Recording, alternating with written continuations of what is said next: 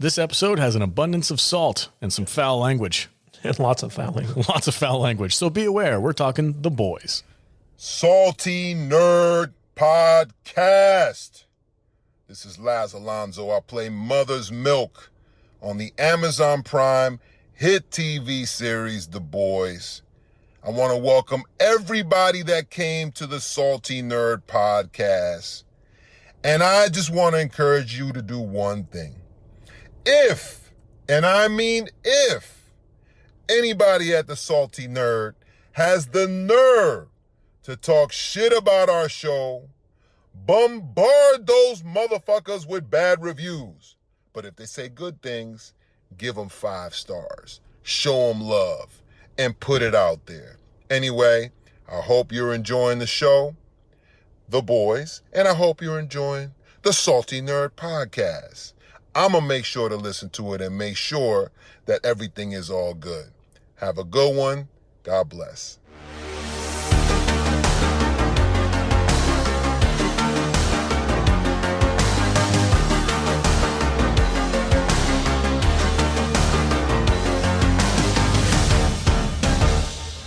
Welcome back to another episode of the Salty Nerd Podcast. I am your host, the Salty Nerd. In today's episode, we're talking about The Boys, episode 5 of season 2. We gotta go now. And I am joined, as always, by my illustrious co-host, the ambassador of estrogen, Jude. Welcome to the show. Except what? I'm also joined by Matthew Vader, the barbarian himself. What's up? Not much.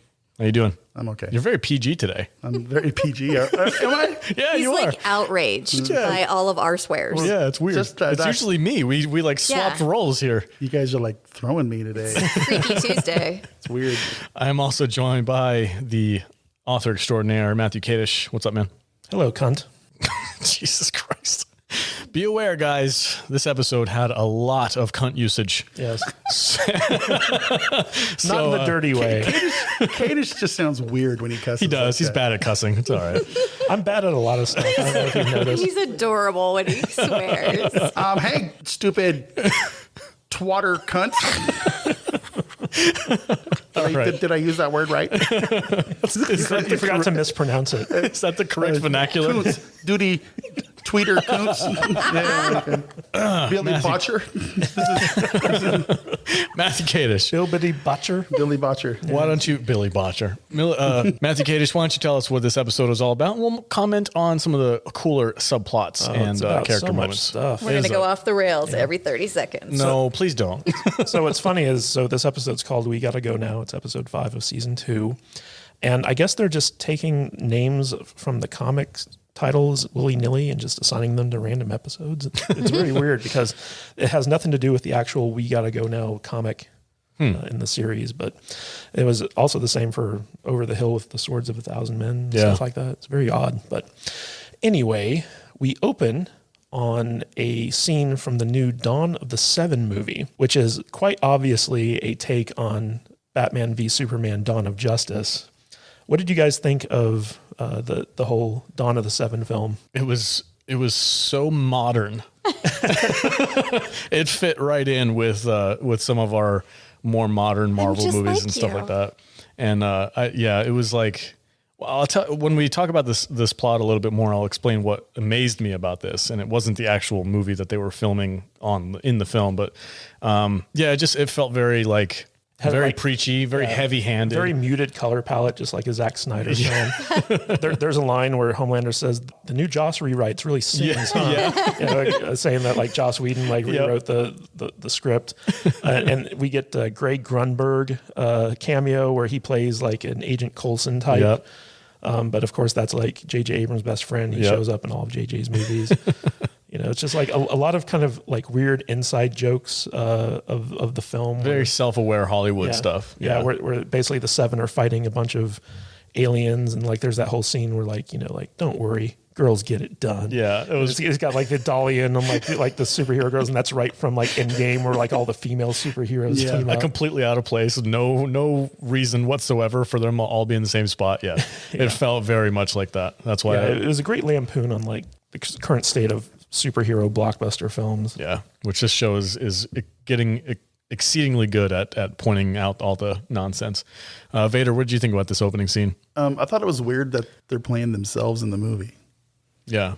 Well, I mean, they set that up in the first season where like they have like comic books and TV shows and movies where like they star in them as themselves. Yeah. It seems a little weird. Like I think what he's trying to say is like, you have these people who are legit superheroes who are supposed to be out there fighting crime, but like acting in like action movies is like a full-time job. Like that's not something you can just like bail out on. So unless they're doing like an excessive amount of CGI face swapping. I thought it was funny that they called it the VOT Cinematic Universe or the VCU. So like VOT like orchestrates all this stuff, and the superheroes are more of a kind of like pop culture commodity than they are actual superheroes. Like they spend most of their time doing PR stuff. So it makes sense that they'd be like shooting movies and having books and comic books. But at the same time, like Homelander's like flying to other countries to stop terrorists. That takes them 2 seconds. Yeah. They had all those Homelander stand-ins throughout the movie. The actual crime So, like, fighting doesn't take as long. Yeah. It's like, oh, there's something going on. Let me go hop and it's out. all staged anyway. I'll be back on my break. Yeah, and did you notice the scene where Butcher's in like the kind of drugstore and they have like the Maeve standee and the Starlight standee for like moisture cream. Did you guys notice that the entire grocery store was a VOT grocery store? If you look at the sign above the freezer section, There was so much says like, superhero like merchandise in there. it says like VOT or organic or whatever. And in the freezer section, when Billy picks up the bag of peas, it's got Homelander on it. Yeah, it was Homelander frozen peas. Yeah. All like the branding and stuff. The saturation of superheroes in this world that they live in is just obtuse. All right, so I used a big word, Kate. Did you like that? yes, I am very impressed. But did you use it correctly? Yes, I did. He actually did. I did. Yes. All right, so let's talk about Maeve's storyline. So the show kind of starts off with Maeve starring in the scene from Dawn of the Seven. And it's her coming out as gay, basically, where she finds like a sidekick that's been buried in the rubble. And she's very kind of enamored with the sidekick's bravery at like being who she is. Jude, do you want to explain like, because you had a great reaction during the scene. I did. I don't remember. What were you were just like, oh my God, this is so terrible. Yep. Yeah. Yep. I think that was the point, though, I'm right? just like you, gay. This scene is fucking gay. And so like as soon as the scene call's cut, she goes over to Homelander, who's kind of like watching from like the playback tent. And it's obvious that Homelander's behind this whole thing where like, and Maeve is just like he's torturing me. And she's like, if I promise never to see Elena again, will you stop this? And he's like, what? You two are in love. I would never dream about getting married to. So the one thing I wanted to mention before when we talked about this, but like this scene on a level of the actors playing an actor, like watching this actress who plays Maeve when she's on the film that they're filming inside of the show, her acting is so like cardboard box plain. Everyone's is. It was terrible. And then as soon as they call cut and she goes and talks to Homelander, it's like night and day. Like, oh no, you're actually acting now. It's weird to me. I'm not an actor. I don't know what it takes to do that. But like for somebody to have the ability to flip a switch like that, where like I know I'm supposed to be playing like this corny over the top actor type, so I'm going to do this. And then once I'm actually playing my character, it's just like it's a whole nother ball game. It was crazy. It's a lot like when later on in the show, Stormfront confronts Starlight. And she's like, see, that was a priceless performance. You're not a shitty actor. Yeah. But she was basically calling her out and being like, I know you're lying right now. Like director Paul Thomas Anderson has a famous saying where he's like, if you think you're a good actor, just wait till someone asks you to act badly. Because that takes like real skill, to be like a good actor and then to like make it look like bad acting. Yeah. What did you think about this scene when she starts talking to Homelander, Vader? I don't know. I mean, you can tell Maeve is cringing like every time she has to basically act gay. Yeah, for sure. And it's just like Homelander's ability to just be a complete jerk and manipulate her. Like, oh, I would never make you send your love away. Like that would just be cruel. It's like, oh, you're being cruel right now, man. It was just like, ew, it made me feel icky when I watched it. He was just like so terrible to her. And you can tell that she's just like so over it. She's so fed up, but she can't do anything because she's so terrified of Homelander. Well, speaking of feeling icky, so continuing with Maeve's storyline, there's a scene where she's meeting with the marketing guys from season 1, Barrett and Lambert. Like Barrett's the black guy who got his dick broken by the Ice Queen I remember. superhero. And so they return, and they're kind of going through how to market Maeve's new gay image with both her and Elena. Mm-hmm. And so like they're like, they're going to have Maeve headline 2 gay pride parades because representation matters. And Maeve is bi, but they're like, well, lesbian's an easier sell. Yeah, we find that audiences attach more when there's like clear gender roles for each one. So like they show what Elena has to wear from now on, and it's all menswear. And she's like, that looks like menswear. And they're like, we actually find that like, Americans are more accepting of same-sex relationships if there's like traditional gender roles involved. There's definitely some like Ellen and Portia. Yeah, it's very much like self-aware commentary on the real world, which I think the show in this episode especially excels at like shining a light on. They made the hashtag Brave Maeve, like Maeve with that coming out flag with the rainbow flag flying, and so like they're just throwing out like all these like typical like how like modern media and corporations basically take like the SJW talking points and just like market the crap out of them because they think that's what people want. Yep. And that was very much lampooned in this scene. And it gets to the point where like, Elena is like, I'm not going to do any of this. And they're like, don't worry, you'll be compensated for it. And she's like, I'm not for sale. And then like all the Vought marketing guys just kind of look at each other like they don't understand what she just said. It does not compute. Yeah, they're like, but everyone everybody has a price. Yeah, you are. Well, just tell us what it is. This particular scene does such a great job of shining a spotlight on the flaws of our like current media. And Maeve is just sitting there the entire time, just like she's just so dead to like all this like ridiculousness. Mm-hmm. Well, she's afraid for her life. And also, this has been her life for as long as she's been in the Seven. Mm-hmm. Yeah. But Elena is just like indignant about it, and when she storms off, Maeve tells the Vought people, she's like, "Don't worry, I'll smooth this out." And Elena's ready to walk, but Maeve is like, "Look, this is all Homelander's doing. He's doing it to torture us. If you leave, I can't protect you." Yeah. And Elena's like, "Well, what are we going to do?" And that's when Maeve kind of reveals, "We're going to take down Homelander." That's big talk. That is big talk. It's going to be. I felt like she shouldn't have said it out loud. Like maybe just write it to her on a note, show it to her real quick, and then eat the note. He's like still in the studio, right? He's still around. Maybe he heard her. There's a lot of consequences to saying something like that. He's somewhere, but that's where Maeve really kind of makes the turn, because in the comic books, Maeve is actually teamed up with the boys, and she's working from inside the Seven to kind of like help them out. So it's kind of like Starlight. A little bit different, because in the comics, Starlight never kind of turns on the Seven. She just falls in love with Huey, and that's like their thing. So she's not really like an inside person. It's Maeve is the inside person in the comics.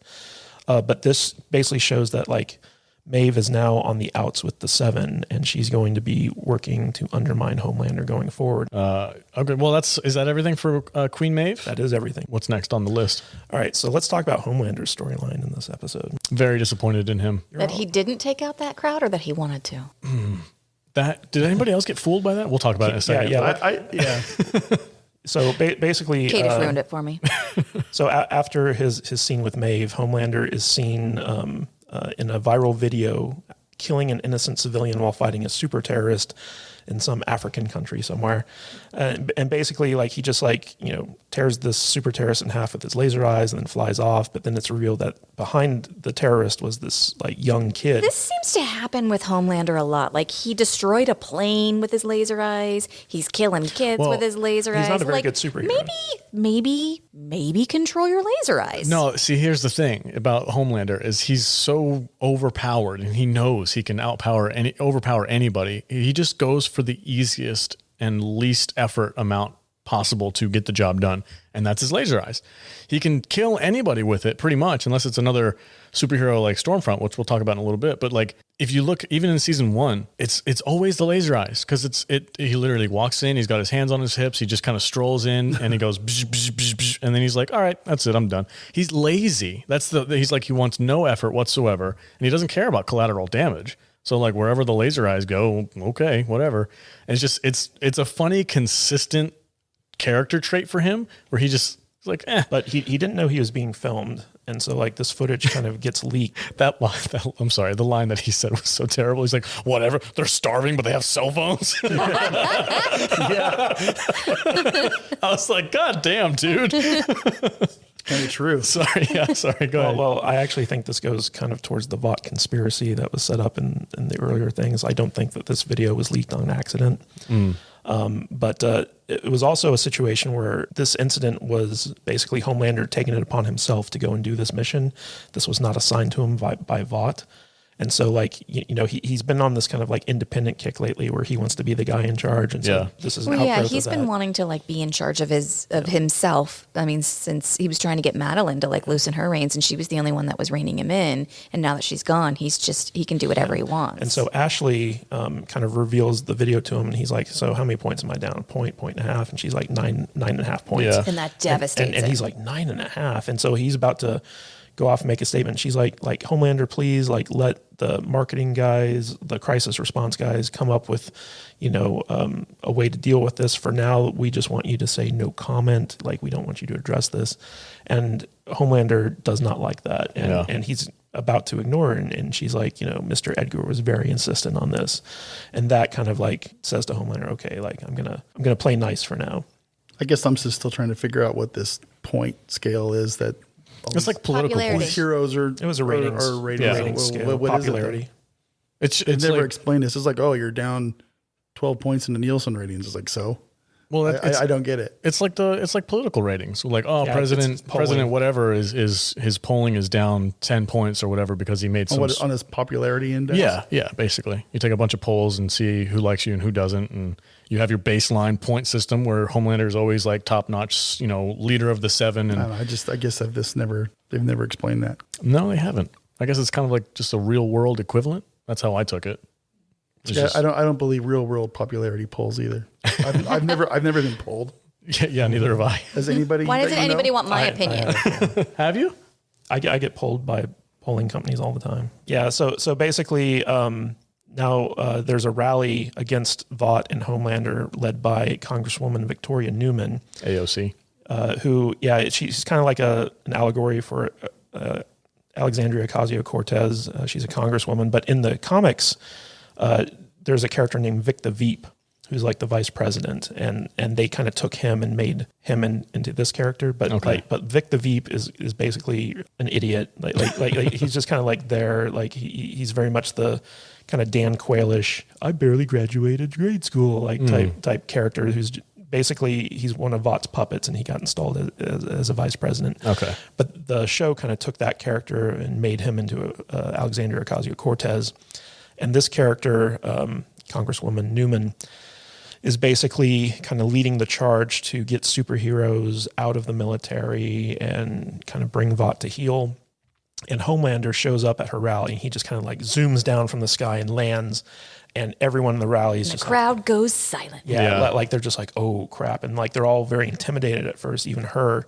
And he kind of takes the mic and he starts strutting around and he's trying to like smooth things over. These things happen. Yeah. They're How like, many "Wait." times has this happened? Yeah, they're like, wait, this has happened before? And so like he slowly loses the crowd and the crowd starts turning against him. And he has this moment where he imagines himself just destroying all these people that he hates, like just laser eyeing the entire crowd. Pretty gnarly too. It was- man. He doesn't it was actually graphic. care about human life, but his need for their approval is like so overpowering of him. Yeah.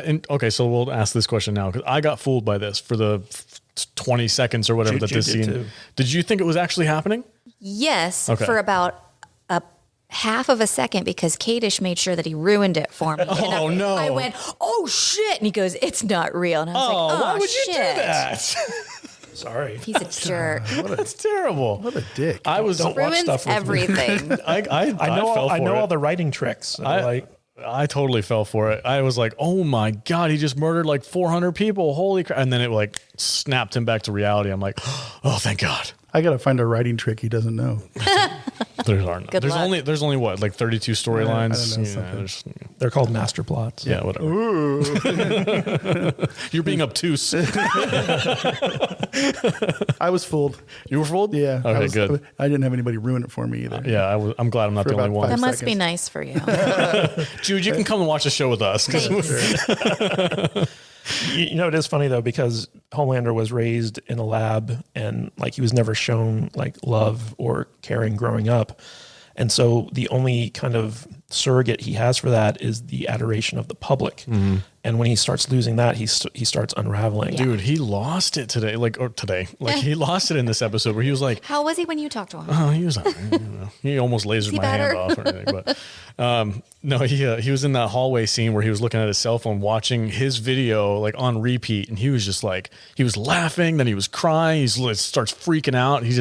He completely unraveled at that point. And that's when he sunk low enough to the level where he had to go and get help from Stormfront. Yeah, I was like, that's what made me so disappointed in him. I was like, man, come on. I called it. Didn't I call that shit? Yes, you did.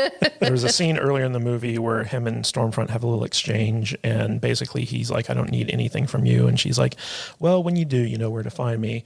And so after the disastrous rally where basically they start chanting like, you don't speak for us, and like you got military people there flipping him off, and he knows that he basically lost the narrative, and so like he just kind of flies off, and he's like going through like a panic attack or what have you. Mm-hmm. He seeks out Stormfront's help, and she starts, turning her army of memers, her 5 guys with laptops. Yeah, her 5 guys with laptops against this narrative, and basically swings things back up so that he gets back up like 5 points of the 9.5 that he dropped. So Homelander is very grateful for Stormfront's help. He starts seeing her as an ally.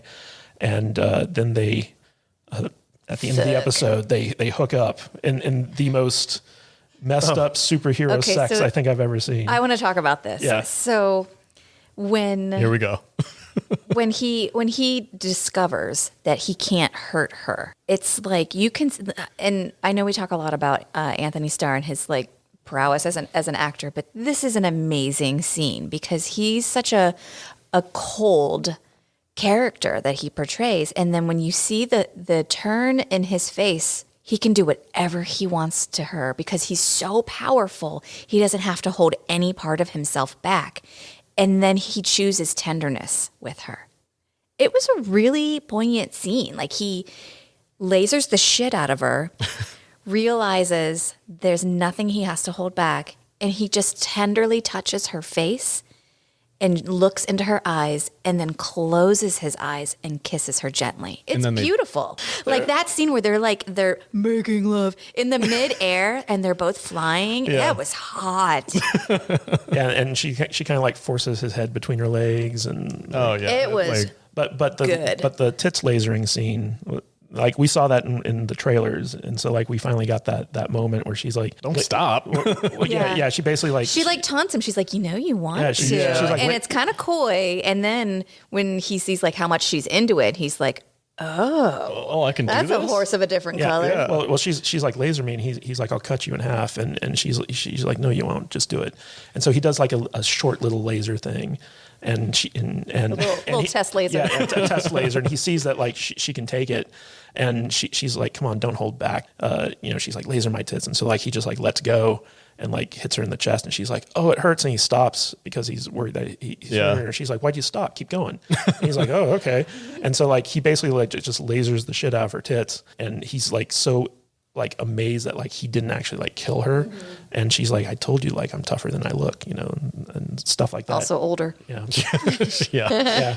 Like, I don't know how else to describe it. It was weird, man. I was like, okay, so this is the direction that Homelander's going to go. I was really disappointed because like, I think in episode 2, I was like, oh, I can't wait for Homelander to get real pissed off and like take on Stormfront and like duke it out and show her. When he finds out that she's been the one undermining him this whole time, he just might. Maybe. Yeah. Well, what's interesting is that, so basically Stormfront has seduced Homelander successfully.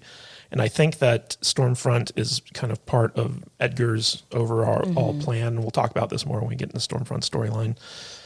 But this was basically the moment where Homelander got under Stormfront's thumb, where she got control of him. Yeah. Hashtag Stormlander. You haven't said anything. Yeah, Stormlander. got nothing much to say. Really? It's a weird episode. Yeah. You thought it was weird? Oh, I like this episode. I'll be honest.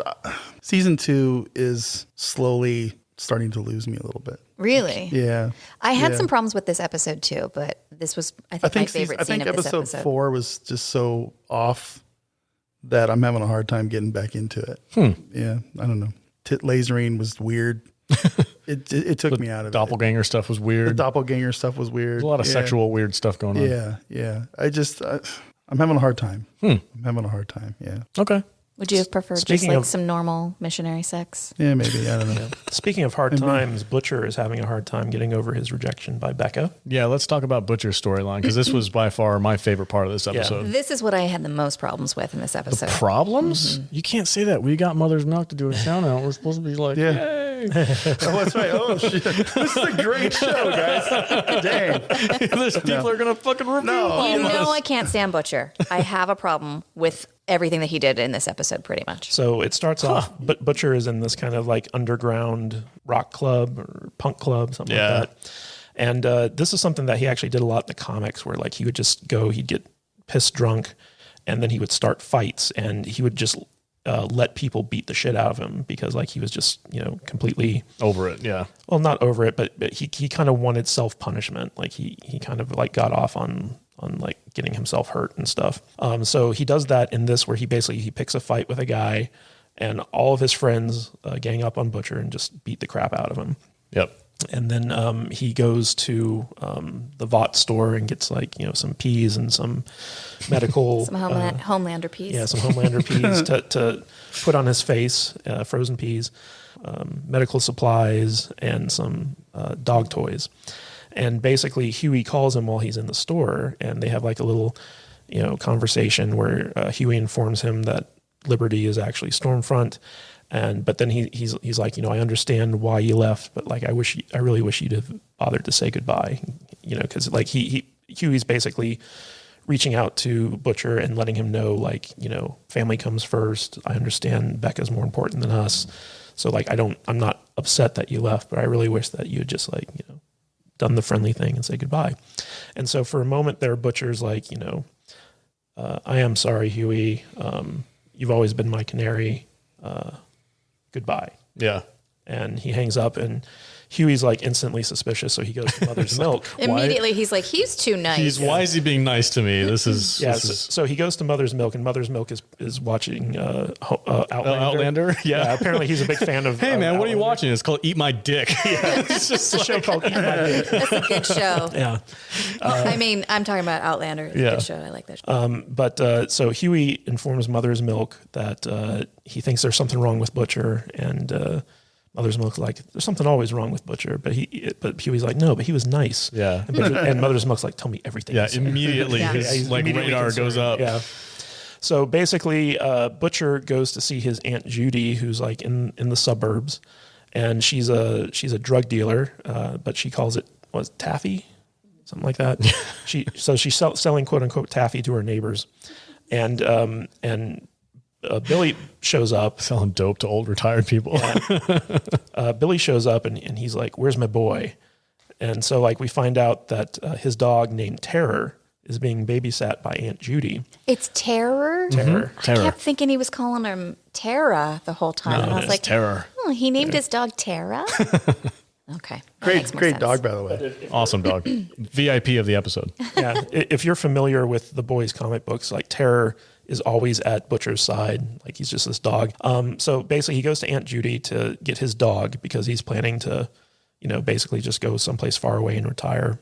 And while he's there, his Aunt Judy kind of talks about his mom and dad. And he says that Butcher's mom and dad are flying out to try to find him. And he's like, that's a bad idea. It's a waste of a plane ticket. Tell them not to come. And she's like, your dad's cancer is really affecting his health. Like they want to come out and see you. And he's like, that's not going to happen.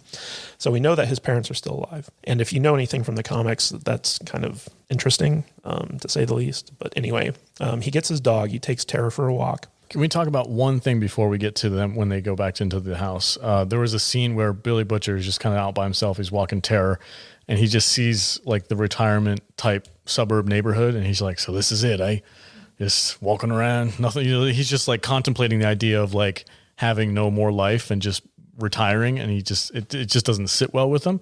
I thought that was a cool character moment for him. Like, there's no way this guy's just going to lay low and take whatever situation he's handed. Like, that's just not his personality. Now that Becca's out of the picture, he's very aimless. He doesn't know what to do with himself. Yeah, he's kind of lost his drive, but I'm glad that he's like, once the episode progresses, he kind of finds, okay, I know what I need to do. Still got his dog. He's okay. So he returns to Aunt Judy's, and he finds Huey and Mother's Milk there waiting for him. And Mother's Milk says that Huey heard him squeaking a dog toy while he was on the phone. Gave him away. And he knows where Terror was being held. So they knew that Butcher was going to be at his Aunt Judy's. And Aunt Judy kind of points to Huey, and she's like, ain't he the spitting image of your brother Lenny? Or she just says Lenny, doesn't reveal that it's his brother yet. So they're there because they know that there's something wrong with Butcher, and they want to help him. And Butcher's kind of like, he doesn't care. And in fact, he leaves, and he gets in his car, and he's about to just take off. And he looks in his rearview mirror, and he sees Black Noir on the roof of a neighboring house spying on them. Yeah. And he knows that Black Noir has found him. And he's like, well, I can't just leave my friends to the mercy of Black Noir. So he goes back in the house, and he starts closing all the blinds, and he tells them that Black Noir is there.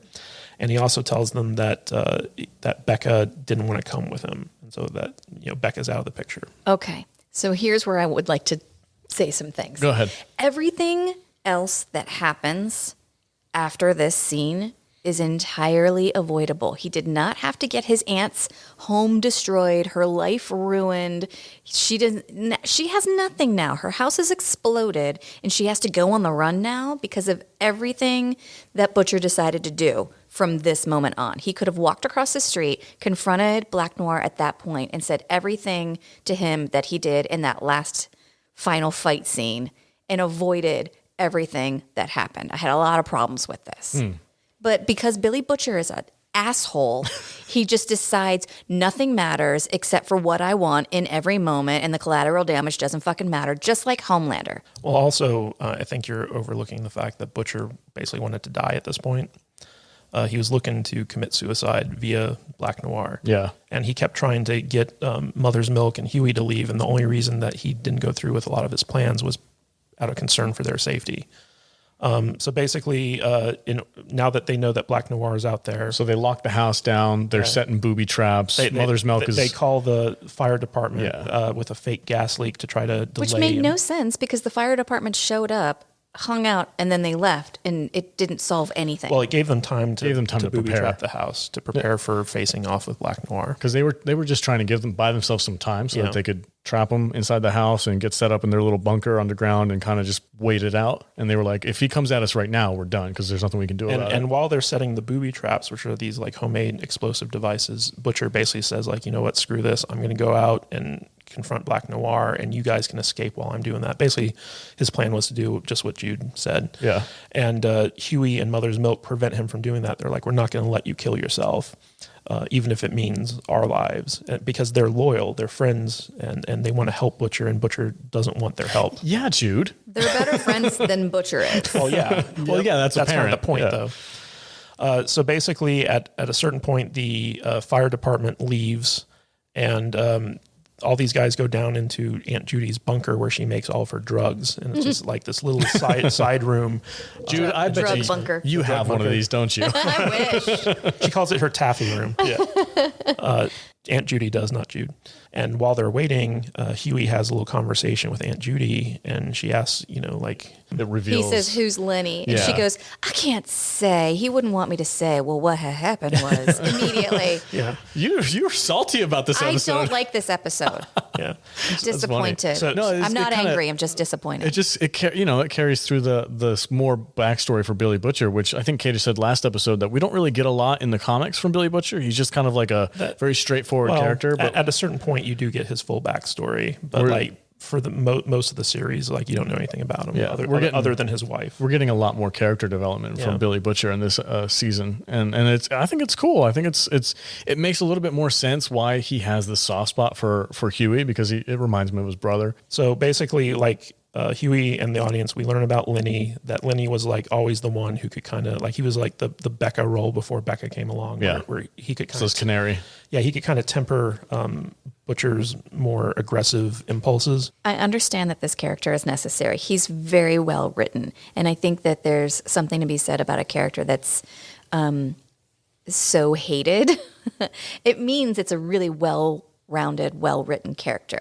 I hate this character. You're talking about Butcher. Right? Yes, and this is another reason, is because Butcher always needs someone to handle him. The reason why he has all of the problems that he has is because of who he is. He can't just like rein it in at all, pull it back at all, control yourself at all. And this is the reason why Becca wouldn't go with you, because of all of these things that make you who you are. Yeah. Well, Becca wouldn't go with him because she knew that he'd sacrifice her kid. Well, that's part of the character flaw. Yeah. He's not. He's selfish. But we're starting. I kind of like Butcher. I like Butcher too. Jude's like real salty about I know Butcher. you guys do. I know you guys do. But I want to be heard that he is also everything that you love about him, and also an asshole. But we're seeing his character arc where he's learning to care about people other than himself. Slowly, very slowly. As long as they serve a purpose for him. So basically, Lenny, his brother, like we find out that Lenny died at a certain point, and that Huey, I guess, is the spitting image of him. Before Huey can find out how Lenny died, 3 more explosions go off, and we know that Black Noir is in the house. And so basically... and nobody's got their hand over the dog's mouth. Yeah, Tara barks. What is wrong with you? I'm sorry. If I'm hiding from a superhero in a bunker under my house and I've got my dog with me, I'm putting my hand over her mouth so that she doesn't start barking. And what happens? The dog starts barking and it gives them away. Well, I don't know. I don't think hiding in their little bunker was going to do anything anyway. But go ahead. What's up? I used to have bulldogs, and bulldogs don't bark very rarely. So I bought it. I got it. Anyway, Tara barks, kind of giving away their position, and so at that point, Butcher's like, quick, everyone out the back, and so like everyone starts, leaving because they know Black Noir is on his way, and right before he leaves, he tells Mother's Milk and Huey to keep running, and then he closes the door and locks it, and he's gonna basically commit suicide by facing down with Black Noir. Black Noir shows up and he's all messed up. Well, I don't know if I would say that. I mean, he's got a bunch of shrapnel in his chest. Yeah. So cool. But he doesn't, it's it's not even there. The funny thing is that like Black Noir, just like every other superhero, is terrible at his job. Like he's an awful ninja. He totally gets spotted from across the street. He gets spotted. He hit every single booby trap. I never really thought about that. Yeah, he's terrible. He's good at killing people though. Yeah, because he's unstoppable. That's really the only reason. He looks really badass though, with all that shrapnel hanging off of him. He's just like, but all the 7 are just really bad at their jobs. They're just not very, like A-Train runs through people. Yeah. Starlight, she tries to be a superhero. I still don't know what the heck her power is. It's controlling it's electricity. It's like, ooh, you what is light. that? It's like, compared to like the other superheroes, like I don't get it. I don't either. I want to see her like go full on and not just make sparks come out of light bulbs. So is she like what's that one? Well, we'll talk more about her when we get to her storyline. Okay. So like the one time he gets to talk. Go ahead. Black Noir shows up and Billy's like ready to take him down. And just as they're about ready to face off with one another, Huey and Mother's Milk break through the door. Mother's Milk tries shooting at Black Noir. Black Noir throws a knife into his shoulder. Then Huey comes out and tries to save Butcher. Yeah. Huey starts shooting at Black Noir. And it does nothing. Nothing. I don't know what they expect was going to happen. I don't know what they thought they were going to do. But basically, Butcher gets knocked to the ground. Huey gets knocked to the ground. Black Noir is kind of like about to kill Huey. Looming over Huey. And at that point, Butcher realizes, okay, like, this isn't about me anymore. I got to save my crew. And so he gets up and he's like, oi, cunt. If you want to keep your job, you're not going to kill any of us. And Black Noir just kind of looks at him. And then he like grabs Butcher by the neck and kind of like hoists him up against the wall. Yeah. At that point, he gets a phone call from Edgar. And it's the hallelujah ringtone. like this is the miracle that's going to save Butcher's life. And so like Black Noir answers his phone and then puts it up to Butcher's ear, and he's like, "Hello, cunt." Yeah, this is a really cool moment because like I did not see how Butcher could ever have the upper hand, but he figured out a way to do it. And I was like, oh, that was pretty impressive to me because I'm like Homelander's son Ryan. and his wife Becca being kept in this like giant facility where they're being held captive. And he's like, I have proof of this. I've got pictures of the product of Homelander's rape. Yeah, and I can bring down all of Vought if I send this out public. And if I die, it's going to get released. And that kind of was like, okay, what do you want? Yeah. He's like, and I think it's also really interesting that we got to see like that Black Noir is like hooked up to a video camera, so Edgar can see everything that's going on all the time. And he's like Edgar's little watchdog. Yeah, definitely. His little attack dog. Yeah. Oh, well, that kind of origin also comes from the comic. I did a little bit of research this week. Black Noir is, in fact, like the watchdog of the Seven for upper management at Vought. Like he's the guy that they put there. That was very evident in this episode. Yeah, and I like that. I thought almost, I don't know if I can confirm this or not, but my suspicion is that Edgar sent Black Noir to find Billy Butcher because they knew. No, that's exactly what it was. Yeah. Okay, cool. Yeah.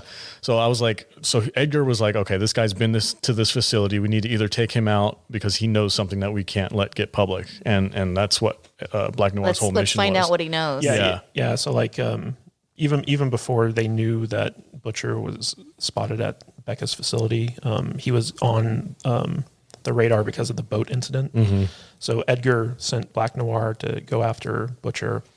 And the interesting thing about, Black Noir's armor basically has like a feed that Edgar can watch anytime he wants. And so that means like every meeting of the Seven that Black Noir's in, Edgar's monitoring it. Everywhere that Black Noir goes, like Edgar knows what he's doing. Yeah.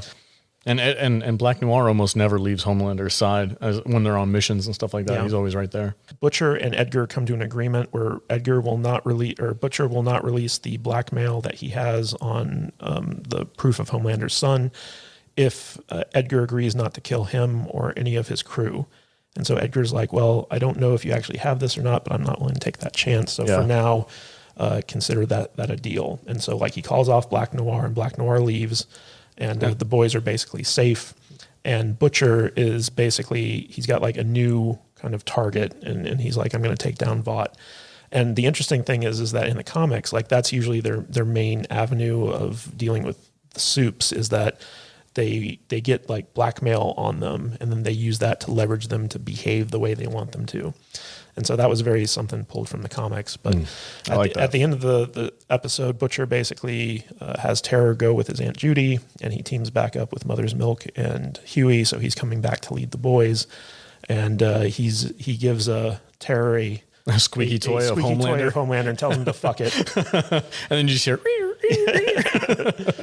I thought that was a nice little nod. But there was something that you didn't mention too. Huey and Mother's Milk both were like, do you really have proof of this? And Butcher doesn't say anything. He just he says, of course I do. It's like a wink and a nod. Like, of course I do. What are you talking about? Yeah, I've got it. Yeah. Like, and so like, it's not really clear whether or not he has the blackmail that he said he did. Yeah. I believe he does though. I can't imagine that he wouldn't. I got the impression that he didn't. I know that's kind of what the show kind of did. It's like a wink and a nod. Like, yeah, I've got pictures of it. He totally could though. Yeah, that's what I'm saying. Like, I don't believe for a second that he got all the way into this facility, met with Becca for like 2 days at least. Didn't take a single picture. And didn't take any pictures and didn't have any proof that he was even there. Like, I bet you he does. When it really comes down to it, I bet you he does have it. All right, so the next storyline we're going to talk about is Kimoko and Frenchie. Yeah. And so basically we see in this episode, Kimoko, she goes into this like foreign restaurant where these guys are all there talking about Hamilton, the musical Hamilton. And Kimoko just gruesomely kills all of them. Can we talk about that? Man, yeah. Go ahead. Kimiko. Tomato. The female. Go ahead. What's up? Do you want to talk about Kimiko? Come on, go ahead. I was just going to say it was cool when she ripped that dude's face off. That was gruesome. Yeah, she literally I thought she was just going to like break his neck. She rips his face off. And that's, you know what, to tell you the truth, that's not really that lethal. You could survive. Yeah, that guy was still alive. Yeah, he was still alive. Kill me now. Yeah, basically. But I was the thing is, though, like she does that in the comics constantly. Is that her thing? That's her thing MO? in the comics, yeah. I'm down. I want to see more of it. But this also, because we saw at the end of this episode, we saw how powerful Stormfront is, and then we see also Kimiko go like full rage. I'm like, well, she's about as powerful as Black Noir. Like they shoot her and she just keeps coming. Yeah, I'm curious to see who would be able to because she's Wolverine without his claws. Basically, is what she is. She seemed to have some claws in this episode. Yeah, but it was pretty cool. It's kind of funny because you just see these like Armenian mobsters sitting there talking about like, oh, it's an allegory for the immigrant experience in America. Talking about Hamilton, and then she just comes in and kills them. And kills them all. And then Frenchie shows up, and he's just horrified by what he sees, and he follows Kimiko. Is it Kimiko? Kimiko. She follows Kimiko to a church where he finds out that Cherie has been his side piece has been pimping out Kimiko to the mob to do hits, and this is actually something directly from the comic where basically the female makes money and also gets her rocks off by accepting hits from the mafia to go out and like kill people. Mm-hmm. And so Frenchie is just absolutely horrified by this. He doesn't want her going down this dark path because he kind of knows where it leads. Kimiko rejects him again, and he can't understand what she's saying, but he knows that she's rejecting him. That was such a powerful moment. Mm-hmm. Yeah. When he was like, she got so upset, she pushed him away. She's like on this like tyrant, like I'm going to go murder people. We know what she's saying, yeah, but he doesn't. We see the subtitles like, I let my little brother die. It was all my fault. I could have done something about it. It was just basically just distraught over her brother's death. And he's staring at her like, I don't know what you're saying. It was such a great moment for me. Like the acting there, it was so powerful. I thought it was really cool.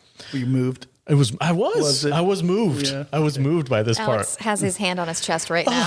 Oh God. Woe is me. Give that person an Emmy Award. I was like, it was a powerful moment. I felt it. This is like, like I said last week, I was a little irritated with Frenchie because he went on his little like sexcapade. And I was like irritated with that because I thought it was like weird for his character to go be so in love with Kimiko, but then go screw some other chick to talk about it. And then in this episode, he kind of like redeemed himself a little bit. I'm like, all right, man, he's got his problems, but his heart's in the right direction. And that's another thing that I think is so great about this show is like with their character arcs, it's like every character is still that character, but there are highs and lows with each character that you just are along for the ride with. I have a question before we move on, though, about Kimiko's power. So in season 1, she got in a fight with Black Noir, and he messed her up pretty good. Mm-hmm. And she was like down and out. He killed her, but... Yeah, he killed her. She was down and out for quite a while before she healed. But in this, like, she took a full clip from like a 9mm at point blank range, and she just like walked it off like it was nothing. So I'm a little curious as to like... where is it? I hope it's just not plot convenience that like, oh, she kind of dies. I think bullet holes are kind of easier to heal than like a huge gash from like, a knife from crotch to neck. Yeah. Type thing. Okay. It was just more, it was too much for her to handle with Black Noir. So is she like Deadpool? Yeah. I wonder if she can grow body parts back. I don't really think we know yet. Well, I don't think we know a lot about everyone's superpowers. Yeah. Like we don't really know what Starlight's full potential is. No, I don't think anyone knows what all Homelander can do. We're starting to see kind of what Stormfront can do. Like most of these superheroes, like you don't know what the full potential of their powers is. It's very mysterious still. Yeah. I'm wondering also, we'll talk about him in a little bit, but the Deep, like we know he can like talk to fish and stuff, but I'm wondering how powerful he is, how strong he is. I was just going to say, I think I figured the light chick out. Oh yeah? Did you spoil it? No. Oh. No, I was trying to figure out, I think she's Dazzler from the X-Men. You mean Jubilee? No, Dazzler. Is there, I don't know. So who Dazzler's superheroes. I'm looking right here. And this is what's her name? No, Starlight. So Dazzler's abilities are a highly skilled athlete. Okay. A trained singer, actress, and dancer. So far, it checks out. And the actress who plays Starlight is actually a singer. Yeah. Highly accomplished roller skater. And the ability to convert sound into light beams of various forms and intensity. Huh. And here's a picture of her. It's Starlight. It's Starlight. Yeah. But they still don't explain what you do with light beams. So I don't know. Whatever. It's just Are they confused. ill-tempered Seabus? Well, I know that in the comic, Starlight can fly. Yeah. And she's got slightly enhanced strength. I think she has enhanced strength in she took a bullet from. Yeah, and she was like punching holes in cement blocks in the first episode. But her whole thing is like she can control light, but she also seems to be able to control electricity, I think. Mm-hmm. But her big thing is like she's able to blind people very easily. And that was like in the comics when she was born, she basically blinded like everyone in the room when she came out of the womb. like both of her parents went blind and like all that stuff because like she can focus like light so intensely. And they had to like keep her like sedated until she was like 12 before before she could learn to control her powers. Wow. But that again, that's comic book stuff. Yeah. So basically, to end up with Frenchie and Kimoko's storyline, like this is directly from the comics. Like in the comics, Frenchie is trying to get Kimoko to stop being a hit woman for the mob, and to kind of like set aside her bloodlust.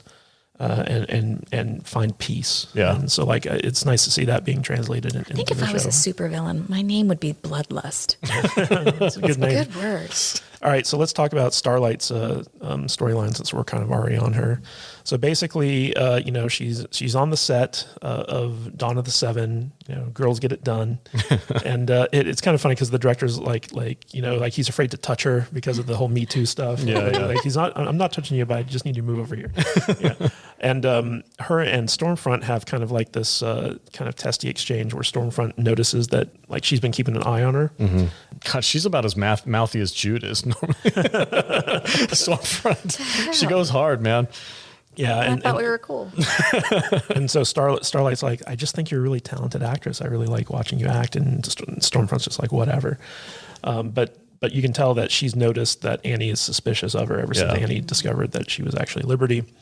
And the next time we see Starlight, she's in the craft services tent of the movie getting lunch. And she sees her mother there. And her mother and Starlight are at the table kind of like chit-chatting. You mean Stormfront? Yeah, her mother and Stormfront. Yeah, her mother and Stormfront. I keep confusing their names. Yeah. That's sexist. So Annie goes there and, she's like, Mom, what are you doing here? And she's like, oh, I was in town and, like I really wanted to see you and all this other stuff. And Stormfront's kind of like trying to mend fences there. Like she's trying to remind Annie. She just sticks her nose into everything. Yeah. Ugh, hate people like that. It's like, mind your own business. She's over there trying to manipulate. She's like, did you get some of that Vietnamese food truck? Oh my God. And I was like, the gluten-free I was Vietnamese like, that crepes. sounds great. I can't stand it when like Stormfront plays coy when she's obviously knows that she's trying to manipulate people, but she just plays it off like, I'm just trying to help. Like every time she says that quote, I'm just trying to help. I'm like, I know you're not. There was also some subtext there that Stormfront has some mommy issues where she's kind of jealous of Annie having like such a wonderful mom. Yeah. Because like when Annie comes over, she's like, oh, your mom was telling me about all the superhero pageants that she used to bring me to. I wish my parents would have done that with me. Adele doesn't go for that sort of thing. Yeah.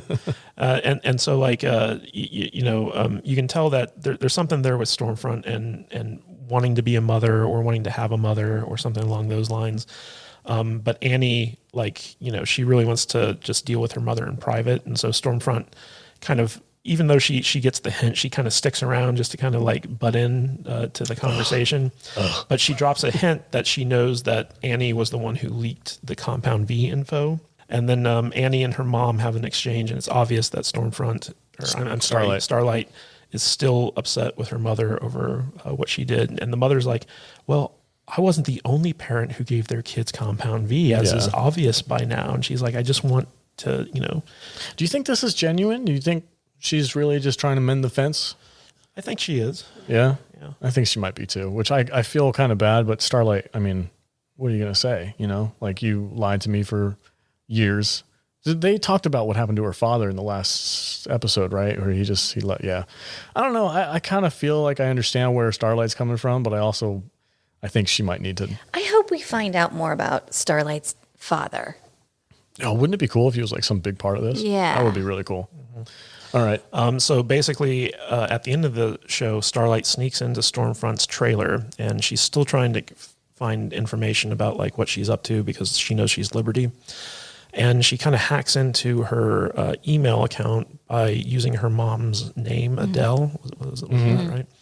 And she finds that she's got all these emails from Mr. Edgar. Yeah. And they all have something to do with this thing called Sage Grove Center. And we're going to talk about this a little bit more when we get to Stormfront storyline. But she gets this information just as Stormfront comes back in. And they have like a little confrontation where Stormfront knows that she's basically lying. And Starlight tries to kind of... They play this like one-up game with each other. And Stormfront's like, well, I know that you leaked the V. And she's like, well, I know that you're Liberty. Yeah. Like she at first tries to play off the fact that she's in Stormfront's trailer by saying like, it was inappropriate of you to be using my mother. And then like it just basically devolves into like a truth-telling session where basically a slap fight with words. Yeah. Stormfront says like, is that any way to treat your people? And she's like, what do you mean, white people? And she's like, oh, don't be racist. I'm talking about superheroes.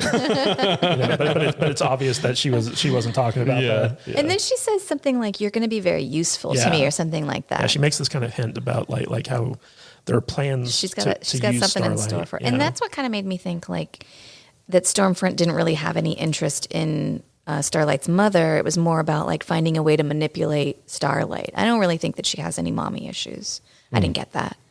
Well, the fact that her password is her mother's name and she has like these. Your passwords are probably your mother's name. Well, can we just call bullcrap on the password thing? Nobody's password is just a name. It's like Adele 0134 exclamation point or whatever, hashtag something. So Homelander shows up and he kind of asks what's going on, and Stormfront's just like, okay, it's just girl talk. We're just running our lines. So there's like some tension there where Annie knows that Stormfront's onto her, and Stormfront knows that Annie knows her secret. They've got enough blackmail on each other to kind of like even the playing field. Yeah, and that's where we end Annie's storyline this episode. Now let's talk about the Deep.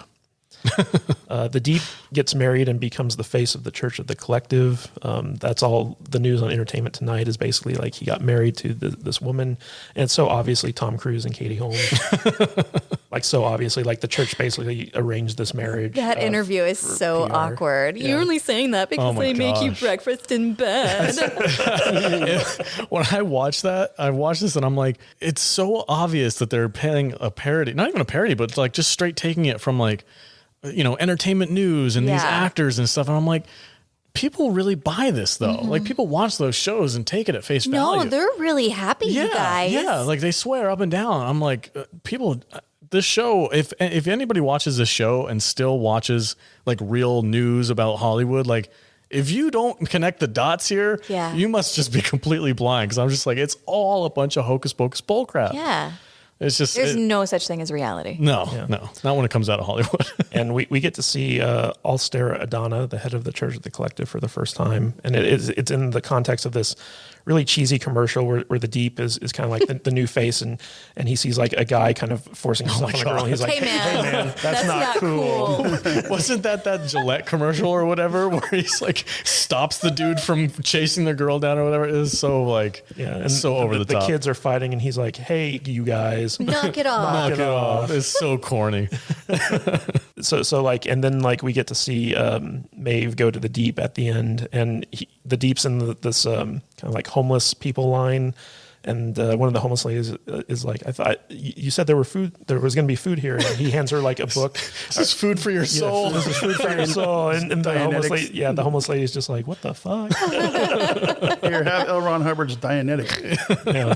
But it's obvious that the Deep is going to be recruited by Maeve. But what was also interesting is that we found out that Stormfront used to be in the Church of the Collective, and apparently she left when they started accepting too many ethnic people. They'll just let anybody in there now. Oh yeah, it's like some people are quality and some people are trash. And Adrian's like, "What are you trying to say?" Nothing, just whatever. Like that. Her she attitude. Played that scene really good too. Like she was so coy, sipping on her little Slurpee. I can't stand. Basically saying to A-Train's face, "You're trash." Yeah, because you're black. Yeah, it's so awful. Yeah, and he was like it's so funny too because like I don't think A-Train's ever had anyone defy him before because he's a superhero and he's in the 7 and he's cool as shit. And for somebody like one of his peers to be like, "You're trash because you're black," I think it really threw him for a loop. Like I think he was like, "Am I really? Is this really? Yeah. Is this?" And if he questions it. And she's like, "Oh my God, why would you say that?" Yeah, look, you're picking up your drink just like her too. Yeah, she had like a little like smoothie that she was drinking the entire time. Did you guys notice the name on it? No. It says storefront and not stormfront. It's like the barista forgot to type her name right. Great. But, That's great. Yeah. I just thought it was like her whole attitude about like anytime somebody tries to call her out on what she's saying, she's like, oh no, why would I ever say that? That's racist. I hate people like that. Yeah. I listen to this and I'm just like, oh, it's like the worst of the worst. And it is funny, like getting to A-Train's storyline. So like the first time we see him, he's doing rewrites on the script because he doesn't want it to be such a definitive end to his involvement in the Seven. Like he's really trying to keep his job. I don't know. Like I get where he's coming from, but like it's later on revealed that like the director's basically like, you read these lines and you'll get your severance and you'll be good. Mm-hmm. Or if you don't, or was it Ashley who's told this to him? Yeah. But you know what reminds me of, and I don't know if this was intentional because I think it might've happened after filming, but the whole like Ray Park Justice League scenario where he's kind of coming out and saying, it was bad working conditions and that the cast was mistreated and stuff like that. I was getting those kind of vibes. Was it the guy that played Cyborg? Cyborg. Okay. Yeah. That's an interesting comparison because this would have been filmed long before any of that started happening. But basically the director is like, taking his concerns and he's like, this is above my pay grade. You're going to have to talk to Ashley. And basically Ashley straight up tells him like either you get with the program, you take your severance package, or we destroy you. Yeah. Mm-hmm. Yeah. It's awful. I had an issue with this also because it was the rise of the Seven. The dawn of the Seven. Or, whatever. But the sun sets on A-Train. Yeah. But like this is where A-Train is leaving the Seven? Yeah, that's the whole point. That's the gimmick of it. Because it's like so stupid. But that's what happens. You imagine like you've seen Batman v Superman. It's stupid. Yeah. It's silly. It's like the dawn of justice, but Batman's retiring. Yes. It's the same thing. It's a parody on all that. Yes. It's exactly what it is. Yeah, but they're replacing him with Soundwave, I think. Yeah. But Shockwave, yeah. But I wanted to mention real quick that whole like interaction. I wanted to ask you because you're from Hollywood and you've probably dealt with these people.